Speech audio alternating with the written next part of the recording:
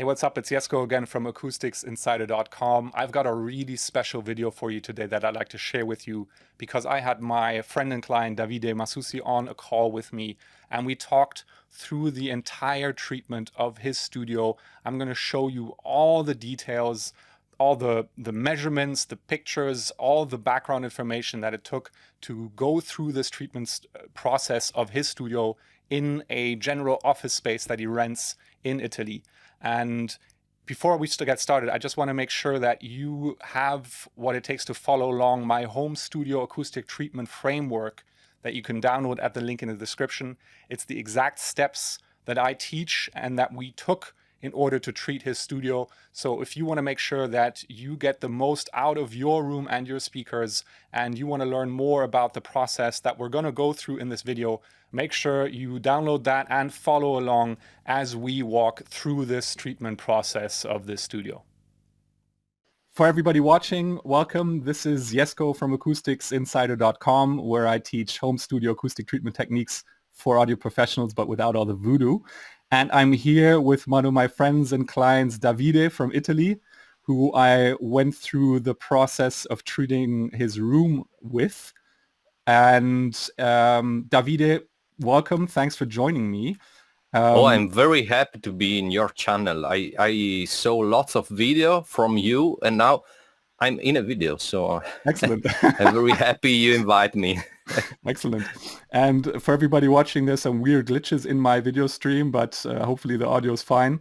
What I want to show you guys watching today is the kind of the process that Davide and I went through to treat his studio, show you some of the steps along the way, including some measurements, and obviously get Davide's experience with the room that he's now been working in for a few months. When did we finish, Davide? We finished after Christmas, so 2-3 months. 2-3 months ago? Excellent. Okay. And so just to start us off, do you want to just tell us a little bit about what you work on in the room, what kind of music you do, what's your daily work that you do in your studio? Yeah, I'm basically some electronic music, techno music, electronic, borderline, and mixing stuff for me and for other people. In the past, I had a commercial studio, but it was really a do-it-yourself studio. Mm-hmm. So I was working with bands of my area, mm-hmm. and I did recording, I did mixing, and it was set up in another place, not here. It was a bigger place with 3 rooms. So we have a monitoring room where I did mixing, and 2 recording room, and it was different from now. Now the place, it doesn't exist anymore. Okay. I've been a few years without a proper room. Okay. So I was doing music in my office, yeah, with headphones. Yeah. And then I decided to make a new room, a smaller place for me, for friends, for yeah. Not commercial. I mean, not for sell work. And I find another office with 1 more room to dedicate to these things, because I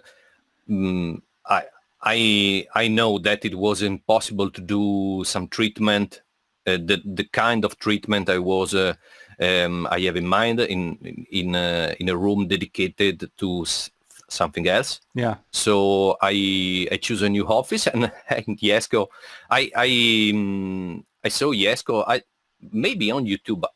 I cannot remember where exactly, but probably a video on your channel. Hopefully. And I've contacted him when I was in the process of changing and finding a new office, a new room.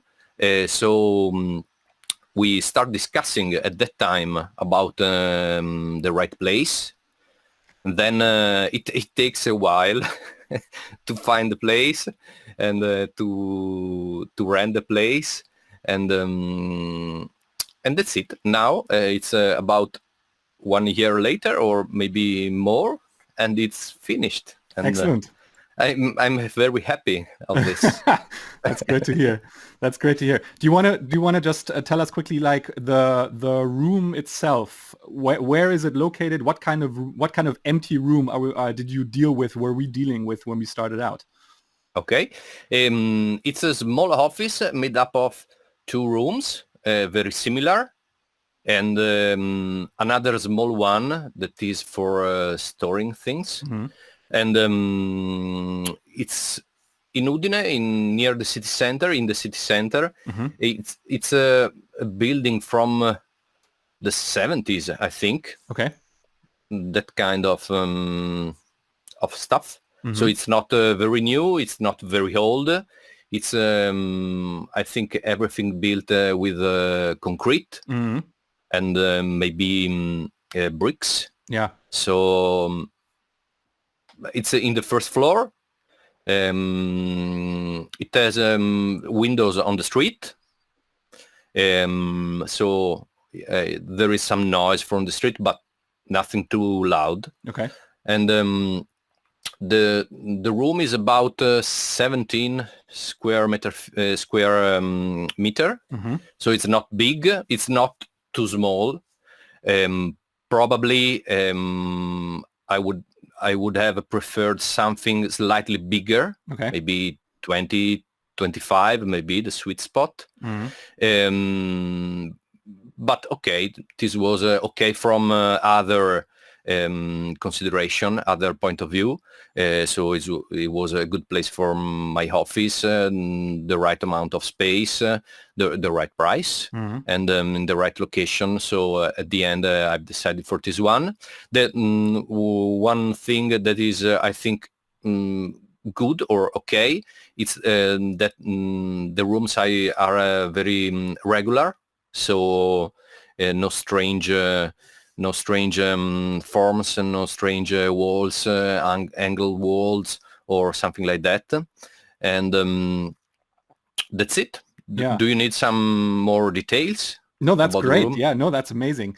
One thing I remember now that when we started out was that the room had an insane reverb time. Yeah, Because yeah, it was insane. Because it was such heavy walls. When you went in there, did you even think it was possible to have your studio in there, or what were you thinking when you got into the room?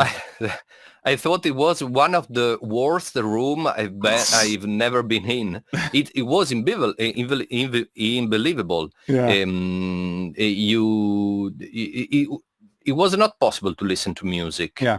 And it was hard to speak also. Yeah. So in the other room, where is my office, I put the desk and a shelf and something like that. So Yeah. it was slightly better. Yeah. But the other room is still very reverberating, Mm-hmm. and it's a problem to make calls or yeah. to make meetings online and something like that. And I will build some best rap more. I was just going to say, maybe you should build some more panels and put them in the other room. Yeah.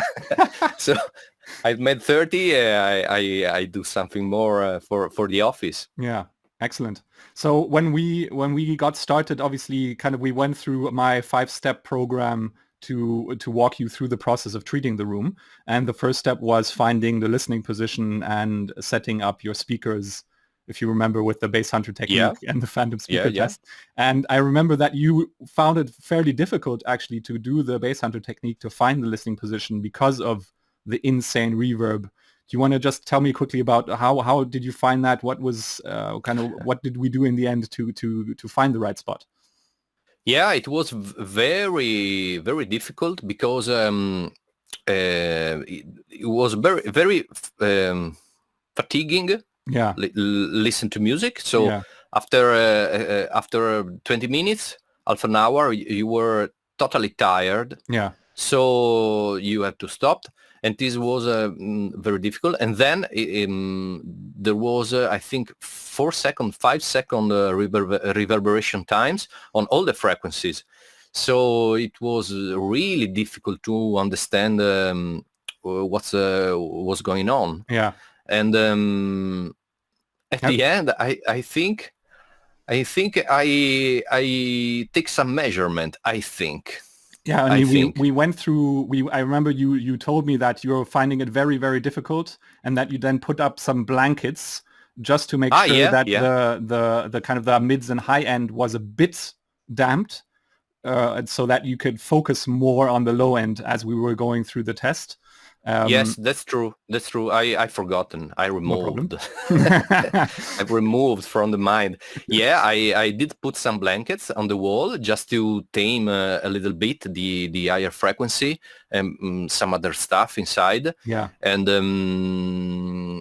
then at that point, it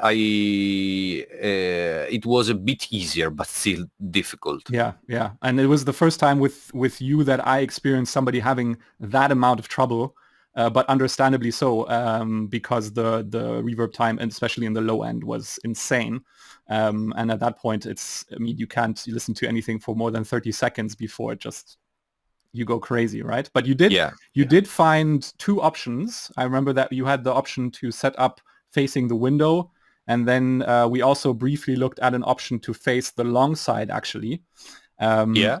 And but then we kind of went through kind of different scenarios of what that would then look like if we actually treated the room, and then we did choose facing the window after all, because it was slightly better from a frequency response perspective in the empty room, and also it just gave you more space to use the room ergonomically, right? Yeah, it was very similar, and maybe it was slightly better to look into the short wall. But I did some planning about how displays things and instruments in the room, and it was fairly better in looking to the short room because I can have my instrument to the side, but near I have more space in the long wall to Yeah, put other stuff, and all the space. The opposite would be to have a lot of space at the left and the right, but you cannot use it very well, at least in my situation. yeah, So at the end it was similar, and for the audio, and was better for ergonomics. So exactly, I choose to go look in the short wall. exactly.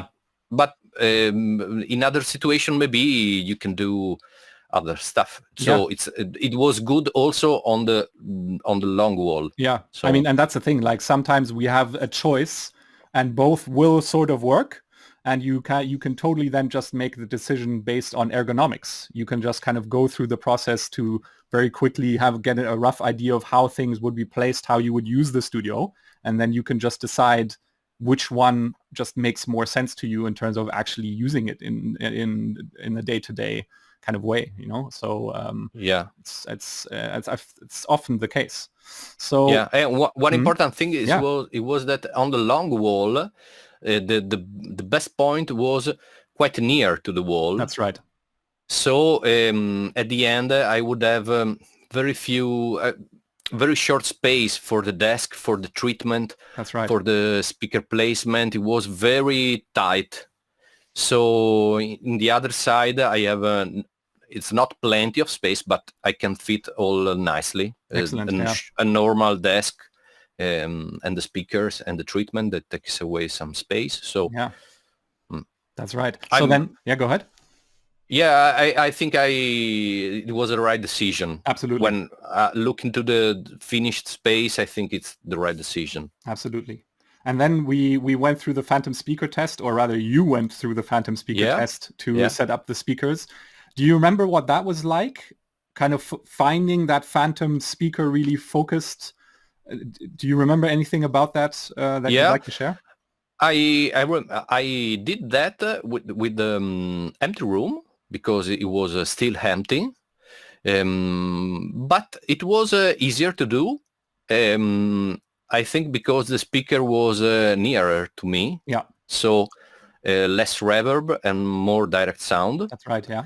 And because in the bass hunter technique, the speaker is quite far from you because it is in the corner. You go in all direction of the room, so maybe you have 4 meters from the speaker or 3 meters. Yeah. And the phantom test, you are in a normal listen to situation so the speaker are 1 meter from you, and much better experience, more rewarding.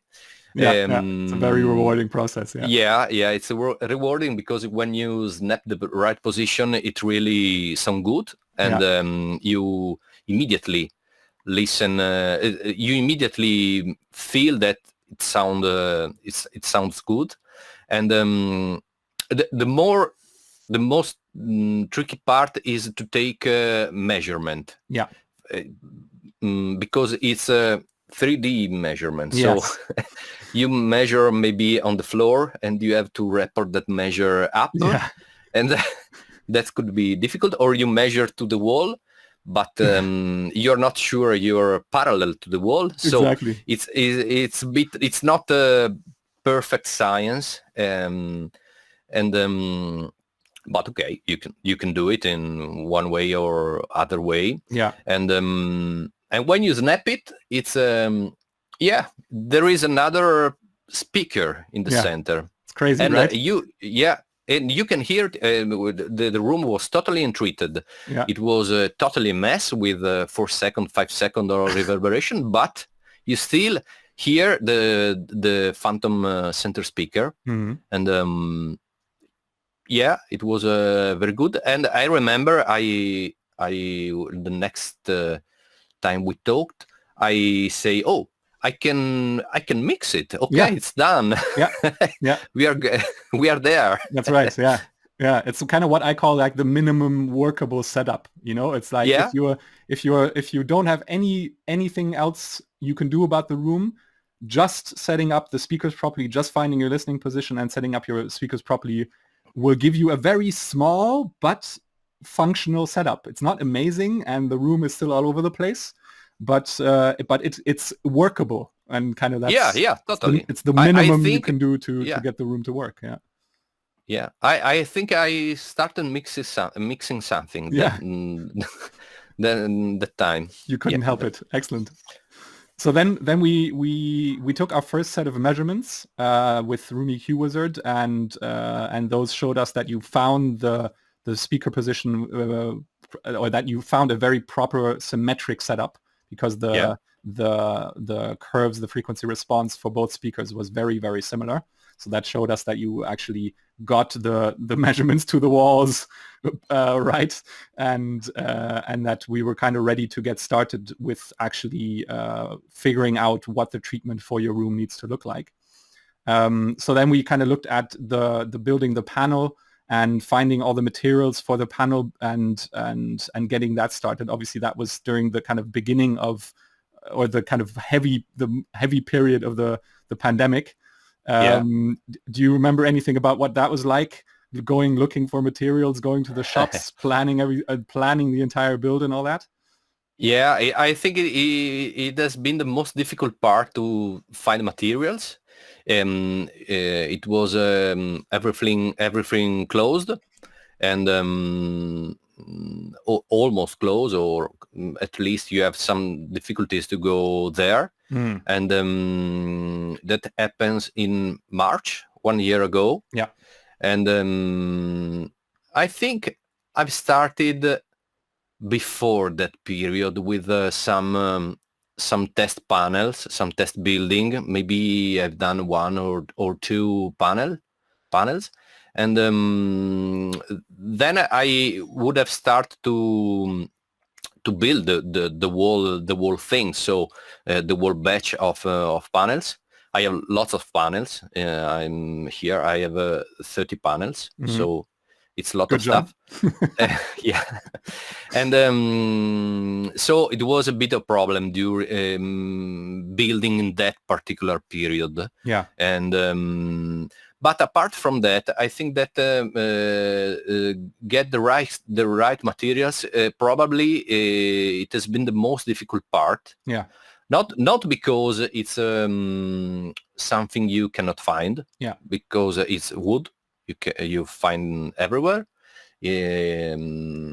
But if you want the cut it, prepared, and etc., and you have a large quantity like this, it's not easy, at least here, because you can go to a shop of home stuff shop, okay, Brico, okay, Hobby. There are Hardware several store. of them. Yeah. Ecco, several of them, but they are prepared to sell to you small quantities. Yeah. Okay. And then you go in and you buy. And then you go, yeah, yeah, and it's just like, please cut 100 pieces. Yeah, it was like that. So I get to the shop with my printed cut list, everything perfect, and people look at me like a crazy one because yeah. So that's the most difficult part here. Yeah. But if you are building 6 panels, 10 panels, okay, it's another stuff. It's quite easy to get. Then I've ordered the fabric. So if Camira fabric, it's a good acoustic fabric. It's very nice. I can advise to use professional fabrics because it's really easy to work with. Yeah. And it's nice, and it gives a nice look to the panels. Totally. But it's not easy to find, at least here in Italy. So it's been quite difficult. I tried to order from UK. They say they didn't sell to me because I'm not an architect or a professional builder. Okay. Yeah, it's strange. I don't know. I don't know. Yeah. But I remember that like they sell. I think they sell only business to business. Yeah, B2B. And but luckily then I found an e-commerce in Italy that resell the stuff. So I bought from them, and it takes I think 1 month to get the thing because they have to order. Yeah. And it ships from the UK, and so it takes a while. And so this is the most boring and difficult part to get the materials. Yeah. Yeah. Did you think it would take that long and would be that hard to, well, first of all, get the materials, but now talking about building all the panels as well? I remember that you did an excellent job building all the panels, but I remember you saying also that it was a tough process, or very long process to get all the panels built, and then obviously to mount them as well in the room. But did you think it would be that much work? What do you remember before? What were you thinking before? What was kind of the space you were in thinking wise before you got started? Yeah, it's not the first time I build a studio. Okay. I did 20 years ago. No, 15 years ago, I built another studio. And I did something not very different from now, but I did it wrong.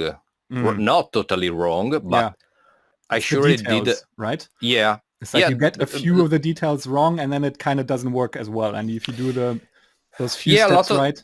Yeah. I did the 2 thin panels for the place. I've also used I didn't do that kind of panels you see in the background with the diffuser front. So I mixed various stuff. So I buy something and made something else. So at the end it was not totally bad. It was workable, but this time it is much better. But I'm saying that for your question. So did you expect that amount of work? Yeah. I didn't Okay. expect. Yeah, I do because try and say it before, but I know that many people underestimate. It's not difficult, right? It's not a difficult process. It just takes a long time, and it's a lot of like just sitting there and batch building these panels one after the other, you know? yeah, So yeah. But for me, the thing is that I have another day job, yeah, but I'm how can I say, I'm a professional in another jobs, so sure. I can take 1 day of stop and build best rep. Yeah, I can take 2 day of stop and build best rep, yeah, but I cannot do 2 weeks of best rep building. yeah. So that's the main point. So it takes a while because I worked on this 1 day a week, 2 days a week. Okay, I cannot work the evening, the night, because for the pandemic situations, I in Italy after 10 o'clock in the evening, you have to be at home. Hmm. So I cannot came here to build, and yeah, I have a family, I have Yeah. a work, so it takes a lot. It takes a lot, How did but you manage? So how did you manage in the end? What kind of made it work for you in the end? okay, I build three or four batch, Yeah. three batches, I think. So So at you the did it in beginning, you did it in three yeah, batches. Yeah, in three I steps. divided in three batches the process, and I won't do it again. Everything at once. But because of the woods, Yeah. because the most difficult part is every time I finish the batch, I go and order the wood for the next batch, and this takes 2-3 weeks to have the woods. So it adds a lot of time between one batches and the other batches. So Yeah. probably I just go to a professional wood shop and order all at once. Yeah. Yeah, but that time I divide the process, and so I get I get the wood, build 2-3 days a week for Yeah. maybe 1 month, and finish the first batch. Then order next wood, and then when I get the wood, okay, work on that. Then I got the fabric. I got the fabric when I have finished the second batch. So Mhm. the first batch was without the fabrics. Yeah. So I take down all the best straps, add the fabrics, and then take up again the best straps. So Yeah. I think probably the best things is to have everything for the job you want to do, and then do it all at once. But you have to choose. You have to choose for yourself, for your situation, what's the Totally. best thing Totally. in that case. And I mean, And we break down the process or the treatment plan in such a way that you can do it in steps, even if you don't, even if you don't have well, if you don't have the time or if you don't want to invest that much at in the very first step, so that you can take it in steps and only do as much as you're willing to do at that point. yeah, But yeah, the plan is ready to go and continue and finish it off when you're kind of ready to do the next step. Um, I remember you sent me so you sent me some pictures when you did the first batch, and we've also got some measurements after the first batch. yeah, Um, and a lot happened, but obviously the room wasn't finished at that point, or at least we saw that there was still more room to grow, pun intended.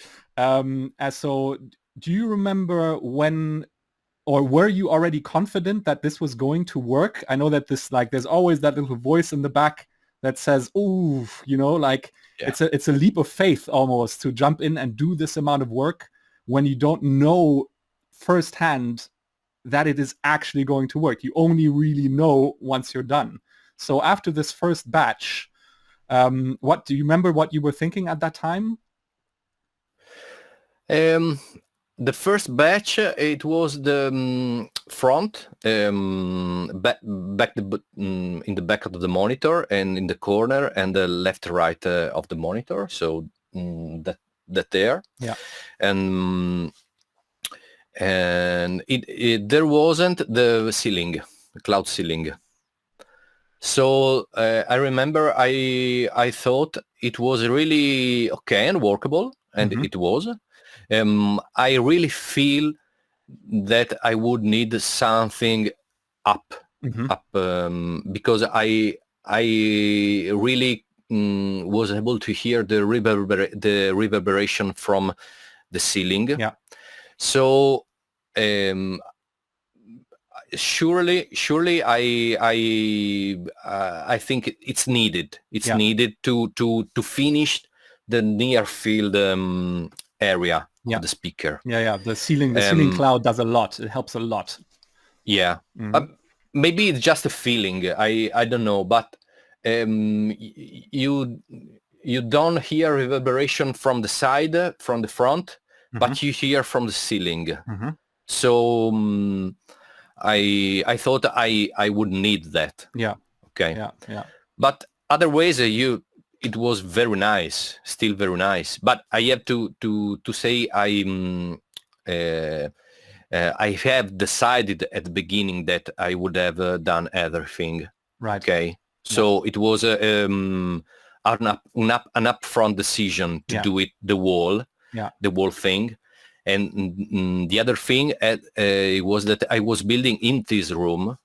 So half of the room was a mess with the building table and all the stuff. And so for me, there was not an option to go on or to stop. Yeah. If I would have stopped, probably I don't know, maybe in 1 year, 2 years, okay, I will build something else. But in this time, if I would stop, I would stop, and that's it. That's it. So I go all the way in and build everything, because for me it was the plan. The initial plan was okay. I will do everything. It takes a while, but it was the project. My project was that. Excellent. Remind me, did you do everything on your own, or did you get some help? Did you have a friend to help you out at any point? Yeah. I have a friend that helps me a lot in building. Probably the part when it's better to be two people. Okay, there are two moments. Okay. Where two people is better, and is when you build the initial frames. So the border, because you can do alone, but the wood moves a bit. So if you are two people, you can one stop the wood, hold it, and the other one fix it with the screws, and it helped me a lot. And the other moment when you want to be two people, and when you hang it up. Right. Okay. Yeah. When you mount on the ceiling. Yeah. On the ceiling. Also, when you take a measurement of the ceiling. Right. To make sure that they're exactly positioned right. Yeah, it's very difficult to take measurement on the ceiling. You are up to. It's difficult. Yeah. So with the folding ruler, you're just like with the pencil. Yeah. And then you don't know. Your shoulder hurts, and it's just like is this straight? Yeah. How far am I exactly? Yeah. I know exactly. So. What you mean. If you have a laser meter, it's very, very useful. If you are two people, it's also very, very useful. Then you draw the sign on the ceiling, and then from then on you can do the whole alone. Yeah. And then the other moment, and when you actually take the panels and take up and hang it. Yeah. And okay, two people is better. It's better. Two stairs, two people, and it's easy in two people. If you are alone, it's okay, it's more difficult. Excellent. Yeah. So I have to ask, how much did the entire process or the entire thing cost you in the end? How much, all in all, including my fee, obviously, how much did you invest in this upgrade, in this studio acoustic upgrade? Okay, including the ESCO fee, it's I think 2,000 and 500 and 500. Okay, yeah. So that's surprisingly cheap in a way, right? Obviously, it's not little money, but it's surprisingly cheap. I would say. Yeah, I think it's a good. I mean, it's easy to do the math. You go to one famous panels producer. Yeah. A panels like that, it costs from 100. I think 150 probably one panel, Yeah. and it doesn't have the diffuser. Yeah. And you have to ship that. Yeah. And it's not cheap because it's big. Yeah. So probably the same quantity of panels, it's about 5,000, Yeah. more or less. Yeah. More or less. Yeah. And I don't know. If they give you some advice Sure. on where to put. Probably yes, for Yeah. that kind of money. Probably they give you some kind of plan. Sure. I'm sure I don't know how much they go in the details of the speaker placement, because speaker placement is not acoustic treatment. So I don't know. I mean, for me, in the end, you have to look at it all together, right? None of it is a single thing that on its own will make the room work. You have to look at all these aspects together, because they all work together. Yeah, and that's why we go through them all in that sequence as well, because they build on one another. And if you want to make sure that you're really getting the most bang for your buck from the time and the money that you invest, then you kind of have to look at all of it together. Yeah, it makes sense.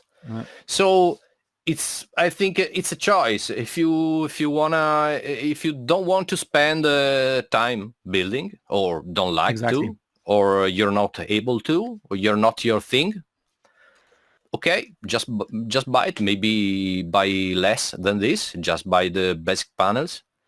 But if you want to do a full treatment and you like do it yourself and you like building, yeah, it's not. I cannot say it's a cheap option. It's not a cheap option. Yeah, it's not little money. It's not like 200 euros. Yeah, but it's very cost effective. Yeah, I can say that. Mm-hmm. Very cost effective. So once all the panels were up, we obviously did the final step of EQing the speakers at the very end. Do you remember how much of a difference it made EQing the speakers in comparison to just using the treatment? For you personally, while you were working, what you perceived, what it sounded like? It's a totally different things, I think, because you can EQ, but you still have a reverb. So you cannot hear so clearly small things in the music, small details. Notes get longer, and this is when you only use EQ. In an empty room. When you only use EQ, you don't have this kind of effects. Yeah. Okay.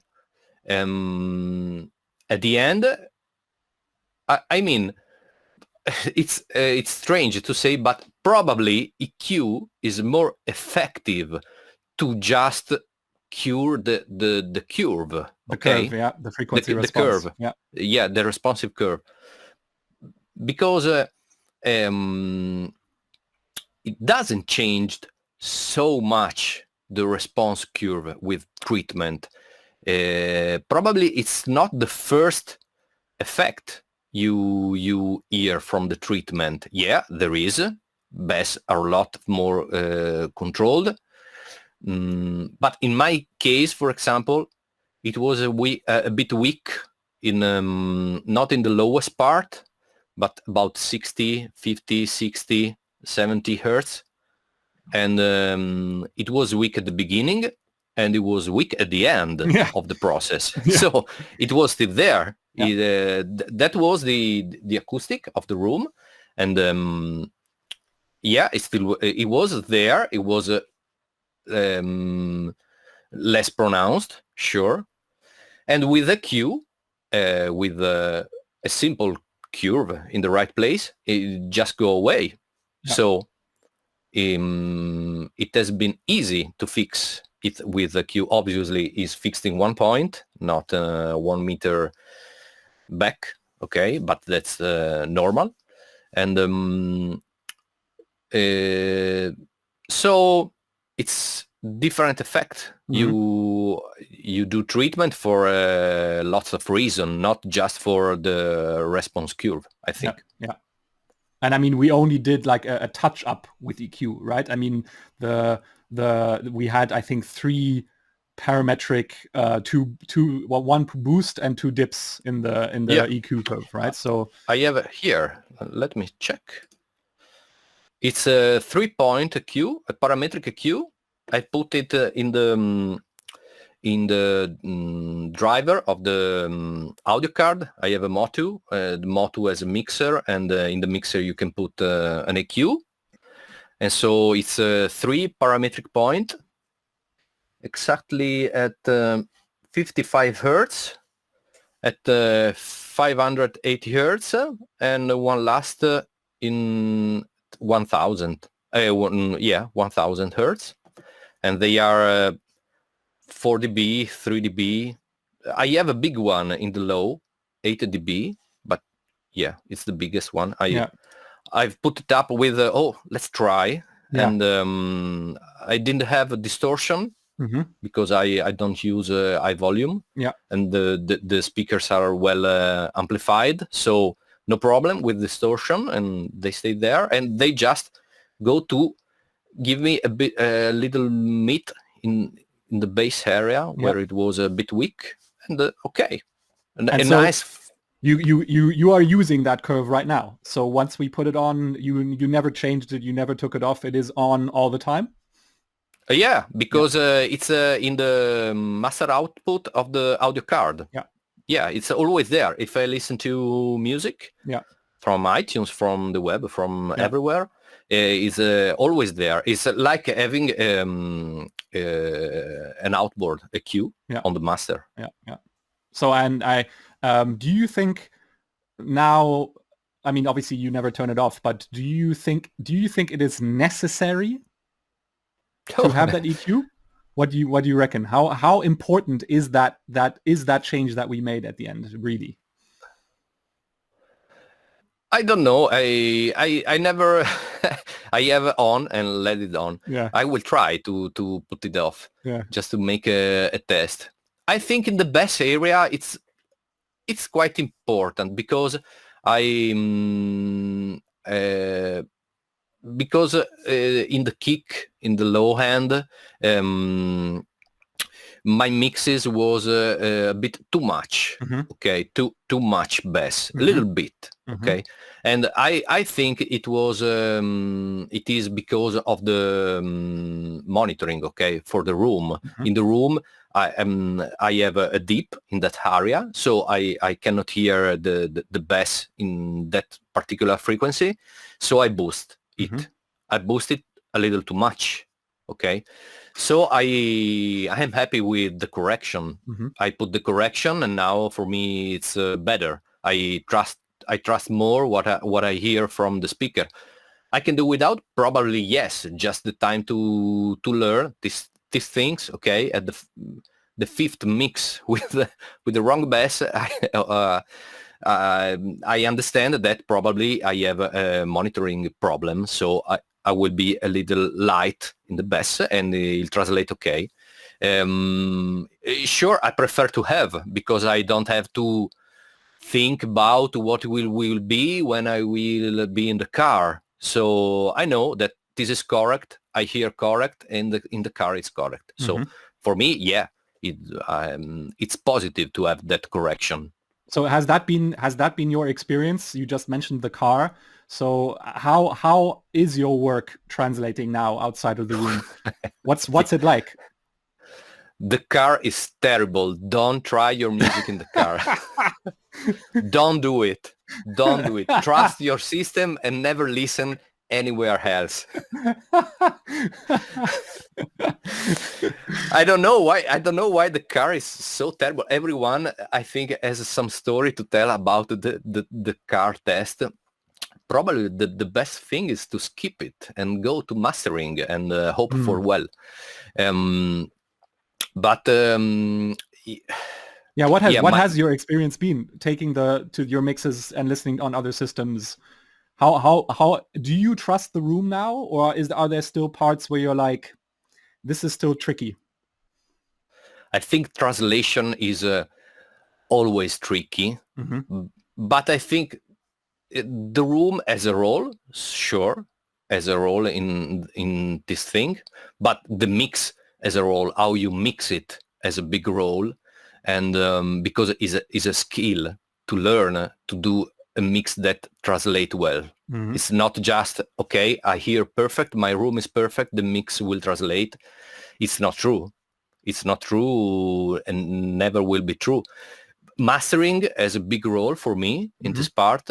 So one thing I look for a mastering engineer, and the master usually translate better than a mix. Probably there are many reasons for that. The one that I believe probably is the most important is that bass are more compressed, so lower end amplifier can reproduce it easier. Okay. And that's, I think it's a big part of translation, because in the car the amplifier could have problem to reproduce what you hear well in your room. So a good mastering can do this, make it translate better, because it's easier to reproduce for your system. Okay. But I can say one thing for sure. My mix translate better than before in this room. Obviously, you have to take some time to learn this new acoustic, because for me it's a totally new room, because I never worked here without treatment. So I get here, I never use the room for one day, I just build treatment, and then I'm starting using the room for 2 months, 3 months now. And so I don't have an experience in this room before now. So I cannot really compare this room before without treatment. Yeah, just some quick test, but I never mixed something here without without treatment. Yeah. So I mean, obviously, one thing that is definitely the case is that we only used porous absorption, and we kind of tried to find, or I've found what in my experience is the kind of the best compromise between using porous absorption to its most effectiveness, most effective, before you make it so deep that that it does help even more in the low end, but the increase in how much treatment you have to do isn't justified in my opinion. So in any case, what I'm trying to say is we only used porous absorption, and your room still has some ringing, some standing wave at the lowest frequency. Yeah, they are funny. Yeah. So tell me a bit about that. What has your experience been like? Obviously, it's improved a lot. It's much more controlled, even at that lowest frequency, than it is in the empty room. But it is not perfectly controlled. What is your experience been like with that? Okay, I think the room for the most part is very controlled on the best part. Okay, on the low frequency. If you hear a bass line, you hear the notes start and stop in its musical time. So if it's a quarter, it's a quarter. It doesn't go long. Okay. And so if you, I don't know, if you are choosing the right amount of release of a bass note, you can do with confidence. Okay, because you know this affect a lot of the groove of the part of the musical part of the music. Yeah. And also for, I don't know, for compression. Okay, it's a lot easier to put in compression, because compression typically is not easy to listen if you are not listening to the right thing. So if you crank it up a lot, okay, you hear compression. But if you want to aim to more natural compression, you don't hear, okay, or you're not really sure if this is the right amount of compression. And I find this very easier to do. Also, reverberation is really easier to put in, because in non-treated room you cannot hear the difference between the reverb of the room and the reverb you put in with the DAW. And now it's obvious when you put reverberation, hear reverb, okay, it's my reverb, it's not a room reverb. And about the very lowest octave, I think at 40 hertz, 35 hertz, my speaker goes from 35, so I cannot hear anything below that. It's just a small range of frequency from 35, I think, to 40, 45. So it's one note basically. And it's funny because if you listen to a dub song or reggae song with some very low bass guitar, and you hit and when the music hit that note, you hear ringing at the back of you. Boom. So it's not perfect, okay, but it's very easy to identify that particular problem.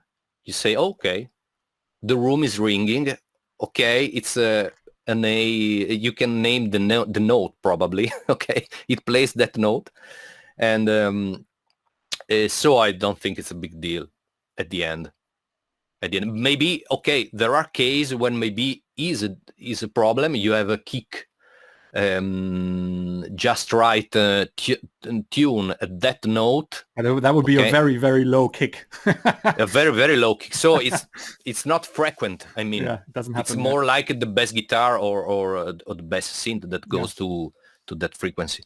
Right. So I'm not finding it a big problem for now. I will stick with it. Maybe you said I need how do you call it, a resonant panel. So at that point, it would be to really, like with a sniper rifle, you want to shoot at that one particular problem, and then a resonance absorber would be the right way to go. And to just focus on that one particular problem. But it's so low down, and that's what I always keep saying.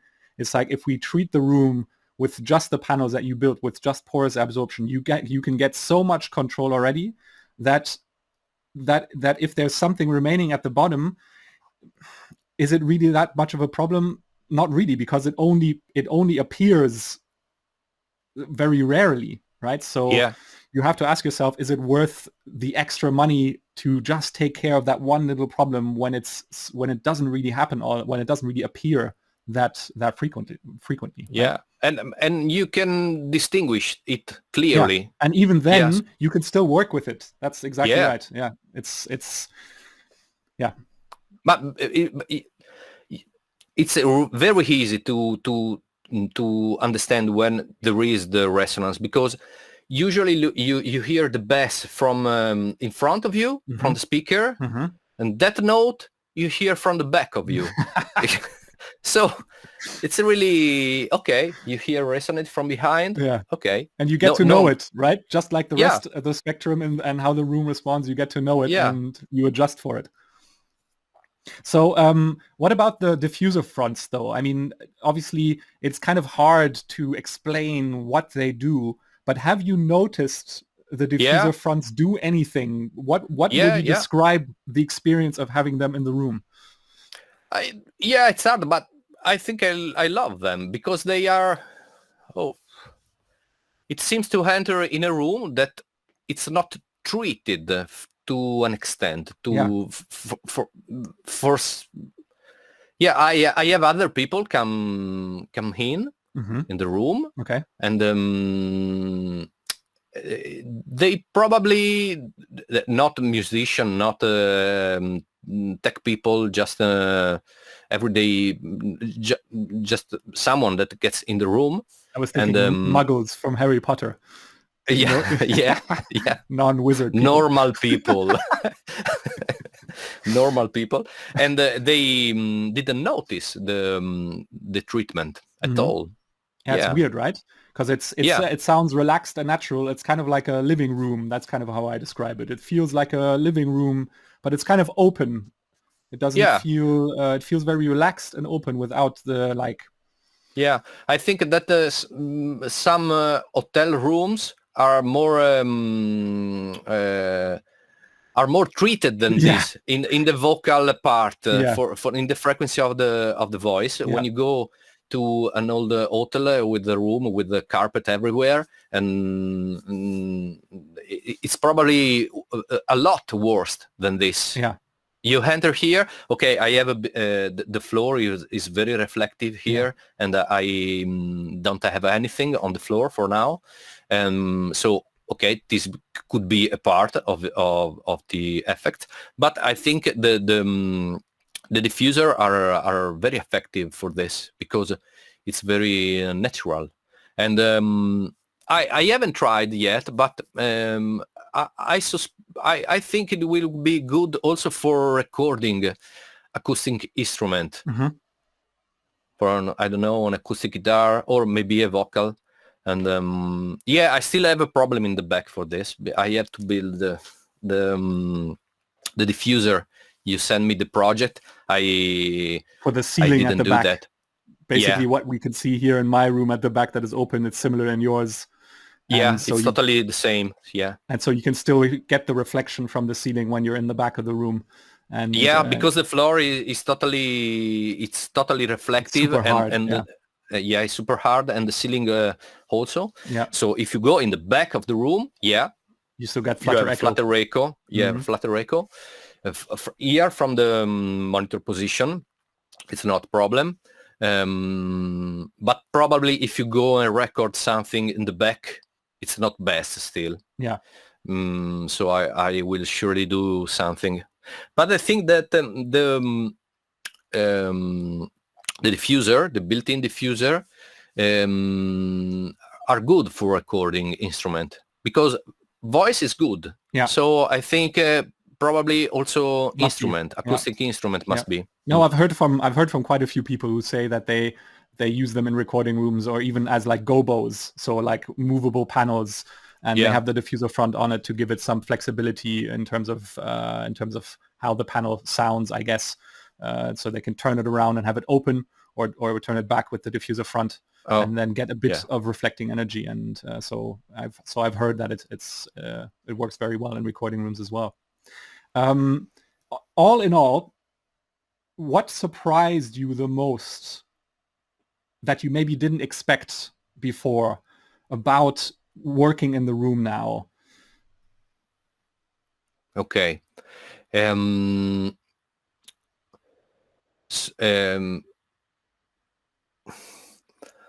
have to say I had expectation, and I know more or less what to expect. Okay, so I was expecting something like my whole studio, but better. And I think it's like this. It's like my whole studio, but better, with more controlled bass and better, and better in every sense. I think probably the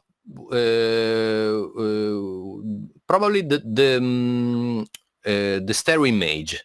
The stereo image is the stereo image is what is really focused, and I mean it's like listen to headphones sometimes. Wow. Yeah. Because it's there, it doesn't move, it doesn't come from left, from right, and the center is very clear, and it is very good. I put a monitor between the speaker, Uh-huh. and I think it was better before, a little bit. Uh-huh. I don't know. I don't know if just because I see it or a real effect. I don't know. It, I have the impression that it was more focused before the monitor. Okay, Interesting. but I need a monitor, so I have no choice. The Mm-hmm. monitor is between the speakers, so it shouldn't interfere with the audio. But probably this is the most engaging thing, in the most what people, a casual listener could note. Mm-hmm. Okay, could come a casual listener come here, you put in the right spot. He doesn't think about low frequency, doesn't think about all the stuff we care about. But the stereo image is very, very good. I think a casual listener would notice it. Yeah.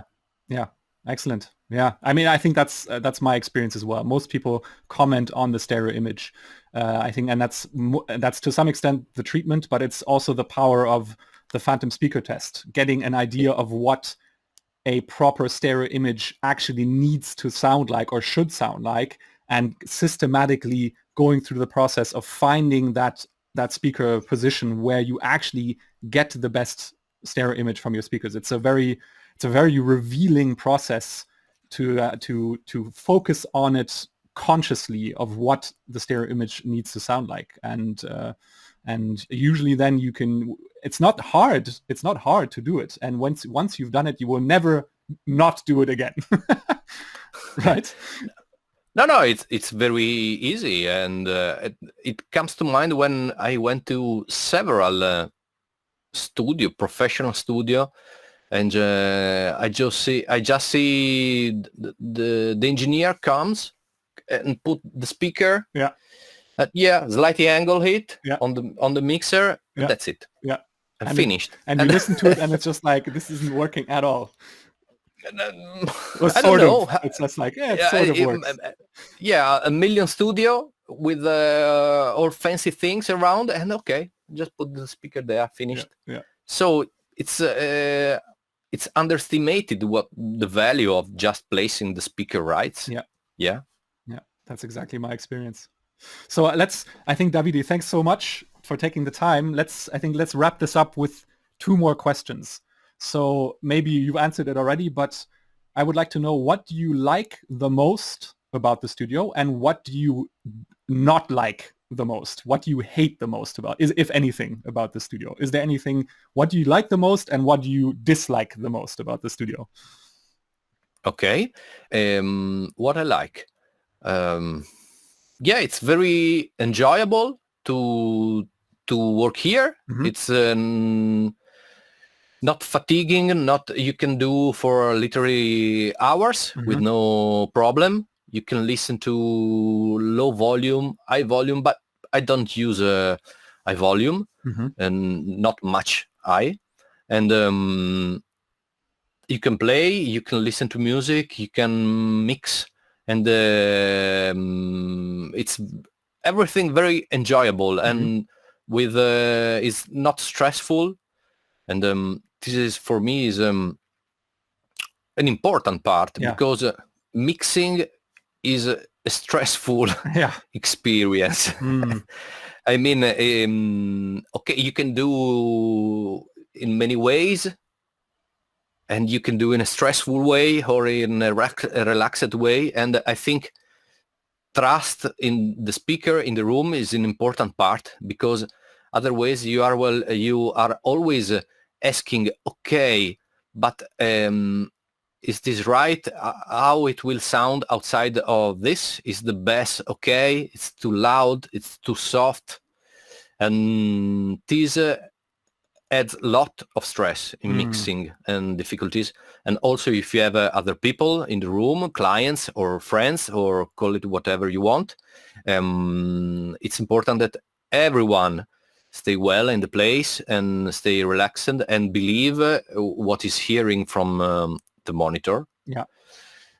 And I really like also that it's very revealing in the details. Okay, very revealing. Just quickly, And, by the way, which speakers are you using again? I have focal. How do you? I think it's the cannot Alpha, remember the the name. Alpha series. The cheap one. Yeah, the Focal Alpha Not, series. yeah, the bigger one, not the small yeah. one. Yeah. Just to say, you can get, even with those cheap speakers nowadays, you can get all the benefits. Oh, they sound amazing. They sound amazing. The focal are amazing. I had in the past a pair of Adam P22. They are old nowadays. Yeah, I have the P11. And that's what I'm working on. They cost the double, and they sound the half. Yeah. I think these are much better. I'm not totally sure they are very, very good for balancing volume. That is very important for me. Sometimes I'm not totally sure of the balancing. Okay, so maybe a clap here is okay, outside is a bit loud, in the headphone are okay. I'm not totally sure about this. And but this is a characteristic of the most expensive speakers. So I'm not totally expecting this from this price range. But this is something that is about the monitor, not the room, balancing. So what I was saying? Revealing. Yeah. Yeah. It's really revealing the whole system.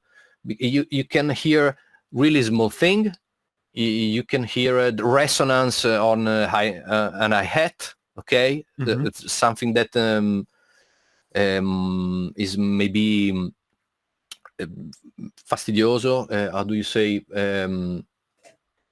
It's not nice. Not sure. Yeah. But it's I think it's important to hear resonances in hi-hats in the high end, because it can be very disturbing. Disturbing, fastidioso, disturbing. Okay. Can be very disturbing. You hear very clearly. You can hear, I don't know, the snare. You can hear clearly the bottom, the middle, the high part. Okay. And compression is very clear, is very revealing. When you add compression just a little bit, you can hear clearly you cutting 1 dB, 3 dB, 5 dB. Excellent. So I like these. These are, I think, the most important part. And yeah, the thing I still don't like totally is how I mix bass. But I give myself the problem. I think it's myself the problem. Yeah, because I still cannot translate really well how the bass sounds. But I think a lot of it is about how different system play the bass. Okay, you pick you go with AirPods. They have in AirPods everything sounds good. Bass are always okay. Okay, interesting. Okay, I have AirPods Pro. They sound good for me. Everything is good. Never a problem with bass. You put it on, play, they reproduce everything with no problem. And you go in my car, everything is is bad. So, but I'm lucky because everyone has AirPods Pro, and just me have my car. So it's just a problem, my problem. If everyone would use AirPods Pro, is always everything is easier for mixing. So I think it's really a problem of how you mix it, and problem number 2, how system reproduce bass frequency that are the most difficult to reproduce. So. And this is a problem for no mastered material. When you mastered it well, a lot of problem in the low in the low frequency goes away for Yeah. me, Yeah. for my experience. Yeah. Yeah. No, I think that's totally understandable. And I'm glad you're honest about it, because I think that's something that many people underestimate, how much, well, first of all, how much skill it takes as a mixer to really nail the bass every time. It's hard. It is hard. I've been mixing for professionally for 10 years now, and I still need to iterate on the low end 2 or 3 times with every mix that I do. Yeah. And sometimes I do a mix and it sounds great, and I know the studio's true to the extent that it is, but then I take it and listen to it somewhere else, and I just realize I don't like what I did. Yeah. And then I need to just do it differently. I realize, okay, this isn't the right way to mix the low end in this track. It doesn't work musically for the track. And I think that's something that is often underestimated, is, and this is what we've been saying, right? Mixed translation is a skill. The room does not mix for you. It can only tell you as best as possible what is actually happening in the music, and then it is your job to figure out what the music needs, right? So that, I think that's one aspect. And the other is, as we identified in our talk now, with this kind of with this scope of treatment, the low end gets a lot more controlled, but it isn't yet completely perfect, and that still takes even another level of investment and skill in acoustic treatment that is very, very difficult to do. The money is in the low end when it comes to acoustic treatment. There's a reason why, when you want the best of the best, like 80% of the budget goes into treating the lowest octave. Yeah. And Yeah. we are trying to get as close as possible with the least effort possible. And obviously it's a compromise, so it's not perfect from a room side, and it's much better, but it's not perfect. And you have to then learn to work with that. And then on top of that, you still need to learn how to mix properly. So it's two aspects that reinforce each other. And that, to some extent, never really goes away. It is an ongoing process that takes time and a lot of skill to develop properly. Yeah, and I think it's difficult. It's not easy. Yeah. It's not an easy task. Yeah. And you have to practice a lot. You have to mix a lot of songs. That's why professional mixer usually only do mix. Yeah. And maybe they don't record, and maybe they don't master anything. They just mix. Yeah. And it takes a lot of experience, I think. Yeah, you have to trust the room. You have to learn the room, how it sounds. And that's why I was saying before that mixing is can be stressful. Yeah. For the iteration, you said that I go out and test it on another system, and then tweak it, and then test it, and then tweak it, and this goes on, can go 3, 4, 5 times. Yeah, you have to stop it at one point and say, okay, it's like that. Let's go on. Yeah. And that's why I want to propose to the mix community to say stop to the car test. Stop to the car test. Don't do that. Don't do the car test. So what's better, Davide? What is better than the car test? The AirPods Pro test, because it always sounds good. The perfect test. It's always good. Yeah. It's perfect. You put it on, it's good, finished, and you go on. So that's my proposal for okay. For everyone. We will put it out there and let the people vote and see if it gets accepted. Davide, thanks so much for taking the time and explaining so much and going to such detail about your room. And I can only say it was so much fun working with you throughout this entire time. Yeah, I'm really glad that you got the results that you got, and that you're enjoying the process, and that that you continue Yeah, you continue enjoying the yeah. room, and I, hopefully I I get. want to thank you too. I want to thank you too for this video. That's very funny. It's very interesting. I've learned a lot about acoustic. That's an important part, I think. I mean, not everyone could be interested in knowing why you are using this and not that. Maybe someone is interested, someone is not interested. I was interested, and so this has been very rewarding, and Excellent. also I'm glad to hear it. we did some measurement together, and this is also has been very interesting, because it's always important to take some measure and know something about your work, if it's right or it's wrong. And yeah, it's been very funny.